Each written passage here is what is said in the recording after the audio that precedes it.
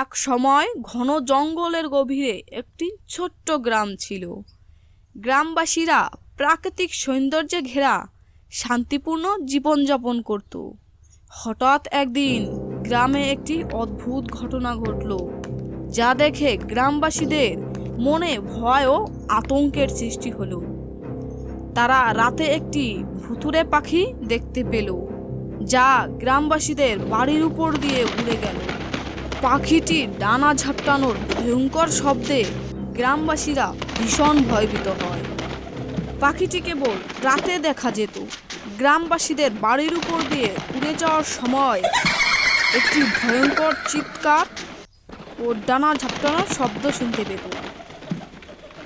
লোকেরা বিশ্বাস করতে শুরু করছিল যে পাখিটি ধ্বংসের আশ্রয়দাতা ও আসন্ন বিপর্যয়ের চিহ্ন।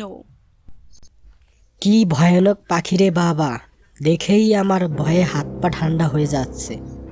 হ্যাঁ, ঠিক বলেছো ভাই। সপ্তাহ যেতে না যেতেই পাখিটির দেখা বাড়তে থাকে এবং গ্রামবাসীরা আরও বেশি আতঙ্কিত হতে থাকে। তারা পাখিটিকে তাড়ানোর জন্য অনেক ধরনের প্রচেষ্টা করল, কিন্তু কিছুতেই কোনো কাজ হলো না।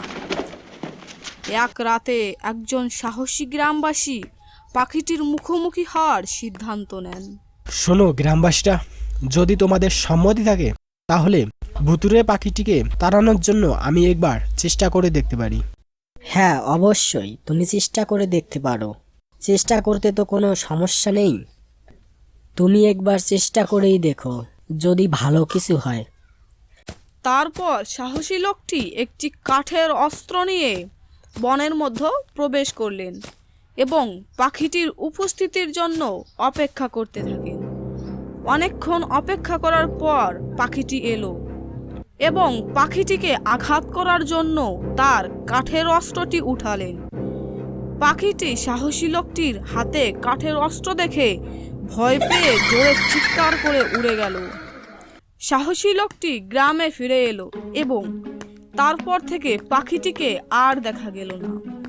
গ্রামবাসীরা বিশ্বাস করে নিল যে ভুতুড়ে পাখিটি সাহসী লোকটার সাহস ও দৃঢ়তা দেখে ভয়ে পালিয়ে গেল। হ্যাঁ, আপনি না থাকলে হয়তো আমরা এই ভুতুড়ে পাখিটিকে কোনোদিন তাড়াতে পারতাম না। আমাদের গ্রামের শান্তি রক্ষা ও ভুতুড়ে পাখি থেকে তাড়ানোর জন্য আপনাকে অনেক অনেক ধন্যবাদ। সেই দিন থেকে গ্রামবাসীরা তাদের বাচ্চাদের কাছে ভুতুড়ে পাখির গল্প বলতো।